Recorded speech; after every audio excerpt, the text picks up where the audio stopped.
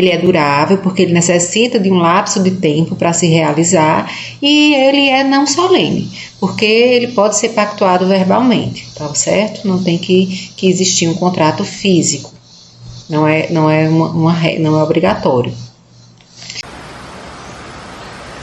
Então, para que esses contratos sejam válidos, é necessário seguir algumas regras, né? E quais regras são essas? Bom, para que se considere, né, que um contrato ele é válido, um contrato de transporte, existem alguns requisitos, né, que seriam requisitos objetivos, requisitos subjetivos e requisitos formais. Em relação aos requisitos subjetivos, é necessário que o transporte de coisas seja possível, tanto na questão material quanto na questão judicial. Tá certo? Tem que existir a possibilidade de transportar esta coisa e também essa coisa ela deve ser permitida judicialmente, não pode ser uma coisa ilegal nem ilícita. Os subjetivos diz respeito à questão da capacidade genérica para a vida civil, tá? Que são maiores de 18 anos ou emancipados, certo? Para um contrato ser realmente válido, essa condição ela é necessária. E os requisitos formais, né, que diz respeito à forma do contrato, que por ser consensual, basta o acordo de livre vontade, tá? E que para que ele se considere celebrado, somente após a entrega da mercadoria também. Em relação às espécies, o contrato ele pode ser de coisas ou de pessoas, tá? Dependendo do meio de transporte, ele pode ser terrestre, ele pode ser marítimo, ele pode ser fluvial ou ele pode ser térreo. E dependendo da extensão territorial que ele percorra, ele pode ser um contrato de transporte urbano ou intermunicipal, né, de uma cidade para outra, interestadual, entre estados ou internacional, entre países. Ok? Fico muito feliz em ter colaborado contigo nessa reportagem. Nós que agradecemos a você, viu, Cíntia, por sua participação. Fique à vontade, o Direito Cariri está sempre disponível, sempre que quiser contribuir com alguma questão, tá? Agora, quem nunca teve uma dor de cabeça ao viajar, seja por causa de atraso de ônibus ou do avião, ou até mesmo com bagagem? Agora, é mesmo uma via de mão dupla? Sobre isso, Emanuel tem para contribuir com a gente aqui. Por que, Emanuel? Boa noite. Boa noite, Fagner. Boa noite a todos os telespectadores do Jornal Direito Cariri.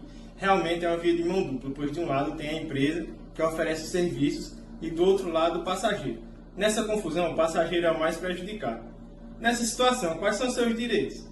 Bom, no contrato de transporte de passageiros, a empresa transportadora, tanto em viagens aéreas, rodoviárias, ferroviárias ou marítimas, assume o compromisso de levar o passageiro ao destino da viagem com segurança. Por esse motivo, havendo acidentes ou ocorrências no percurso que resultem em danos ao usuário, é possível buscar o ressarcimento de danos. O passageiro prejudicado ou seus familiares poderão buscar os órgãos policiais e efetuar um boletim de ocorrência, resguardando direitos. Poderão também documentar e guardar todas as provas de ocorrência e dos prejuízos, como fotos, vídeos, notas fiscais, documentos, anotar o nome e contato de testemunhas, além de guardar outras informações que entenderem interessantes para provar seus direitos. Um advogado de confiança também poderá ser consultado para orientação jurídica. Em algumas situações graves, como ressarcimento de itens roubados ou extraviados ou indenização por sequelas físicas, o consumidor precisará de um processo judicial para resguardar direitos, sendo necessária a orientação profissional. Em atraso de voos ou cancelamento da viagem aérea, viagens ferroviárias ou marítimas, o passageiro também possui direitos. No caso específico de atraso de voo, o principal direito do consumidor quando há atraso na viagem é a assistência material. A assistência material é o auxílio obrigatório que deve ser dado ao consumidor em situações de atraso, cancelamento ou interrupção de viagem. É um dever da empresa que fornece o transporte e um direito do consumidor. A assistência material engloba o direito à comunicação gratuita, internet, telefonemas, alimentação gratuita, refeições, lanches e bebidas, e em casos de excessivo atraso, hospedagem e transporte gratuito.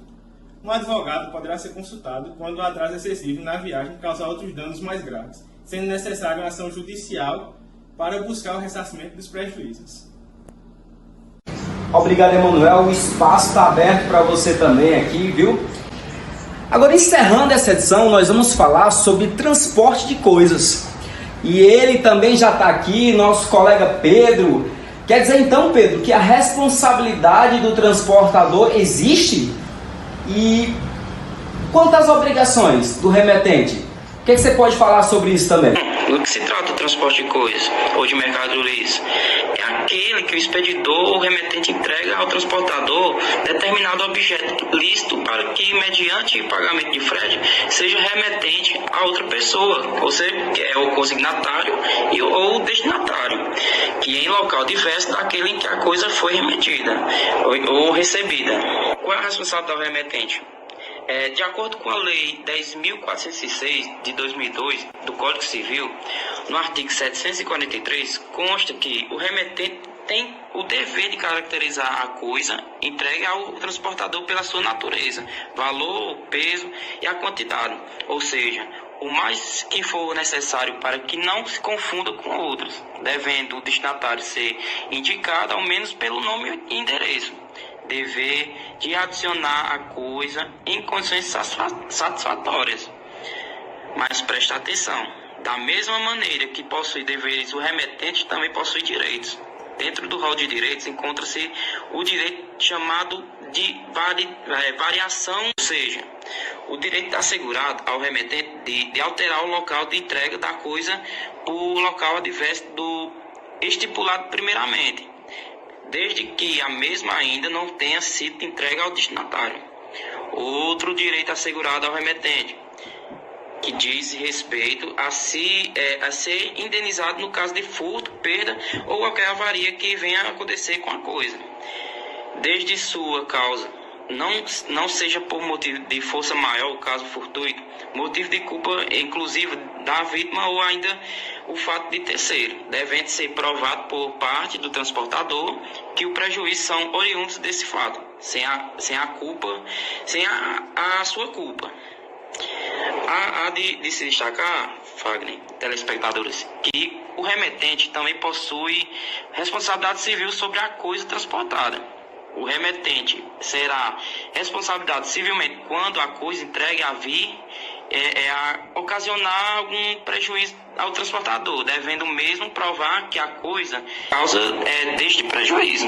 Como exemplo, pode citar o caso em que o remetente entrega, vamos supor, ao transportador cabeças de gado, sendo que um desses gados, durante o transporte, venha causar danos no caráter material ao transportador. Nesse caso, o remetente é responsável civilmente por danos causados pelos animais, devendo o transportador provar que a causa do dano material foi animal, a coisa. Fagner, sobre a responsabilidade do transportador, a coisa entregue ao transportador deve estar caracterizada pela sua natureza, valor, peso e quantidade, e o mais que for necessário para que não se confunda com outros, devendo o destinatário ser indicado ao menos pelo nome e endereço. Ao receber a coisa, o transportador emitirá conhecimento com a menção dos dados que a identifiquem, obedecido o disposto em lei especial, que no transportador poderá exigir que o remetente lhe entregue, devidamente assinada, a relação discriminada das coisas a serem transportadas em duas vias, uma das quais por ele devidamente autêntica, aí ficará fazendo parte da integridade do conhecimento. Em caso de informação inexata ou falsa descrição do documento, é que se refere ao artigo antecedente, será transportador indenizado pelo prejuízo que sofrer, devendo a ação respectivamente ser ajuizada no prazo de 120 dias. A contar daquele ato sob pena de urgência, poderá o transportador recusar a coisa cuja embalagem seja inadequada, bem como o que possa pôr em risco a saúde das pessoas ou danificar o veículo e outros bens. O transportador deverá obrigatoriamente recusar a coisa cujo transporte ou comercialização não sejam permitidos ou que venha desacompanhado dos documentos exigidos por lei ou regulamento. Até a entrega das coisas, pode o remetente desistir do transporte e pedi-la de volta, ou ordenar seja entregue a outro destinatário, pagando em ambos os casos os acréscimos de despesa decorrentes da contra-ordem, mais as perdas e danos que houver. O transportador conduzirá as coisas ao seu destino, tomando todas as cautelas necessárias para mantê-la em bom estado e entregá-la no prazo ajustado ou previsto.